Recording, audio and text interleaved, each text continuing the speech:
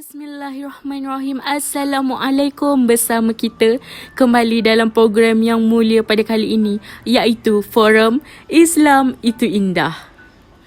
Kali ini kita akan membincangkan tentang apakah hukum pendermaan organ dalam Islam dan adakah ia memudaratkan kepada si penderma? Bersama saya pada kali ini 3 orang yang tidak asing lagi yang akan mengupas isu ini dengan lebih dalam lagi. Saya memperkenalkan tetamu yang pertama ialah Dr. Sharmila. Seterusnya tidak disangkal lagi iaitu Dr. Pakar Bedah, Dr. Kuganiswari.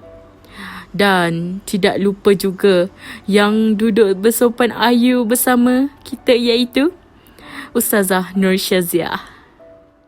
Berbalik kepada topik kita, pemindahan organ adalah satu pembedahan bagi menggantikan organ yang bermasalah atau berpenyakit dengan organ yang baru. Organ yang digunakan datang dari 2 sumber iaitu penderma yang masih hidup ataupun penderma yang telah meninggal dunia. Pendermaan organ pula ialah suatu prosedur pembedahan yang melibatkan pemindahan organ dari penderma kepada penerima organ. Di sini saya suka bertanyakan soalan kepada Dr. Kuganiswari mengenai apakah itu pendermaan organ. Dipersilakan Doktor.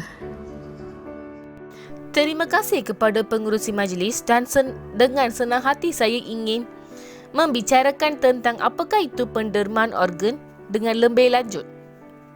Pendermaan organ ialah proses mendermakan sebahagian organ atau tisu daripada tubuh badan kita untuk tujuan pemindahan kepada orang lain yang memerlukan kerana kegagalan atau kerosakan organ atau tisu tersebut. Selepas pemindahan organ, seseorang itu dapat meneruskan kehidupan dan hidup dengan kualiti lebih baik. Pendermaan organ terdiri daripada pendermaan kadaverik atau dari orang yang telah meninggal dunia dan pendermaan organ semasa hidup. Pemindahan organ dari penderma yang masih hidup mempunyai kelebihan berbanding dengan pemindahan organ dari penderma yang telah meninggal dunia.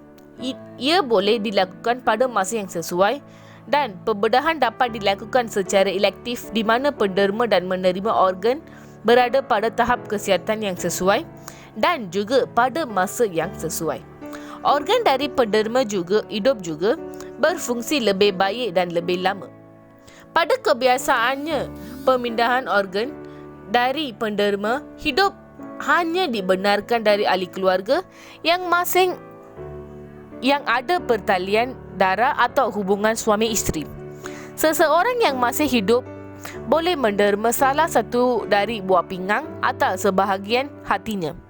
Pemindahan organ dari penderma kadaverik pula dilakukan selepas penderma meninggal dunia dengan mendapat keizinan dari waris atau ahli keluarga. Sekiranya si mati tidak membuat ikrar derma organ yang boleh didermakan setelah mati termasuklah buah pinggang, hati, jantung, paru-paru dan juga tisu, iaitu kornea, mata, kulit, injap, jantung dan tulang.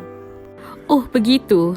Saya difahamkan bahawa di samping kesesuaian organ penderma dengan tubuh penerima, penderma organ juga mestilah seorang yang mempunyai taraf kesihatan yang baik dari segi mental dan fizikal. Dengan ini, saya menunjukkan soalan kepada doktor pakar kita yang seterusnya iaitu Dr. Sharmila mengenai perkara tersebut. Adakah pendermaan organ ini berisiko, Doktor? Dipersilakan, Doktor.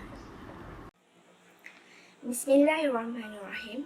Sebelum itu, saya ingin mengucapkan ribuan terima kasih kerana sudi menjemput saya ke majlis yang mulia ini.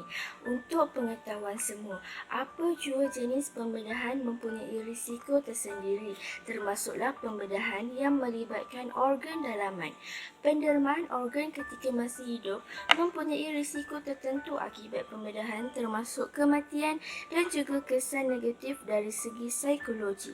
Risiko pembedahan termasuk kesakitan di kawasan pembedahan, jangkitan, pendarahan, darah beku dan salur pembuluh kaki. komplikasi ubat bius, kecederaan tisu dan organ lain, hernia di kawasan luka dan sebagainya. Selain itu, gejala psikologi yang negatif pula boleh berlaku semasa atau selepas penderamaan dilakukan, seperti penyesalan, dendam dan kemarahan sebab pembedahan yang dilakukan.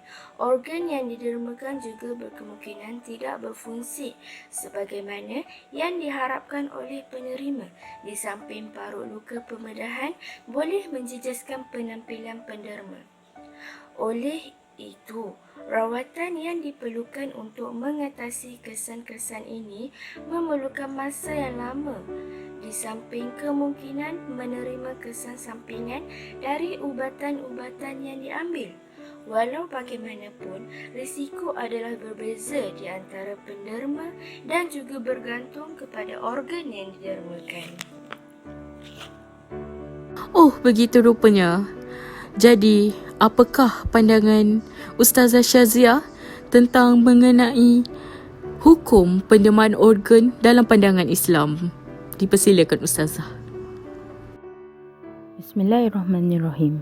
Assalamualaikum dan selamat sejahtera. Terima kasih kepada pengurusi majlis. Okey, pendermaan organ manusia pada manusia lain merupakan kaedah baru dalam era perubatan ini. Perubatan ini telah berkembang di abad ke-20. Oleh itu, hukum-hukum mengenainya tidak dapat secara jelas dalam nas-nas Al-Quran dan As-Sunnah. Perkara ini juga tidak pernah dibincangkan oleh ulama-ulama terdahulu. Dari perspektif Islam, hukumnya adalah harus berdasarkan ijtihad yang dibuat oleh ulama-ulama kontemporari di seluruh dunia.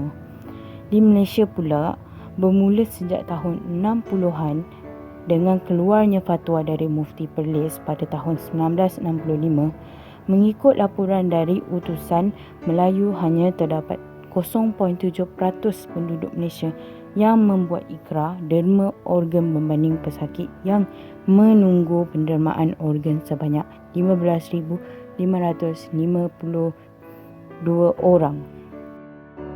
Kebanyakan pesakit sesuai untuk menjalani pembedahan buah pinggang tetapi tidak dapat dilakukan kerana kadar penderma yang sangat rendah. Mengikut pihak kementerian, punca utama keadaan ini berlaku disebabkan oleh tanggapan yang kurang tepat mengenai pandangan agama, terutamanya dari orang Islam. Berdasarkan kepada fatwa-fatwa yang ada, keharusan hukum pemindahan dan pendermaan organ ini tertakluk kepada syarat-syarat yang tertentu. Penderma ini disyaratkan agar tidak menyebabkan penderma yang masih hidup menanggung kemudaratan kepada dirinya sendiri atau kecacatan anggota badan seperti penglihatan dan pendengaran. Penderma juga mestilah berlaku dengan izin di mana penderma mempunyai kelayakan penuh untuk melaksanakannya. Oleh itu, tidak boleh kira keizinan yang diberi oleh kanak-kanak dan orang gila serta orang yang dipengaruhi oleh tekanan perasaan dan kekeliruan. Bagi pendermaan yang telah meninggal dunia, keizinan mesti diberikan dalam bentuk wasiat atau ikrar derma organ. Dan bagi kematian akibat kemalangan, keizinan dari ahli waris adalah diperlukan. Pendermaan yang dibuat mestilah atas dasar keizinan dan pendermaan semata-mata serta tidak mengandungi sebarang unsur jual beli. Ia bergantung pada niat seseorang itu. Seperti hadis yang bermaksud, sesungguhnya amalan-amalan itu bergantung kepada niat dan sesungguhnya bagi setiap orang itu apa yang diniatkan. Hadis sahih diriwayatkan oleh imam-imam muhadits yang ke-6.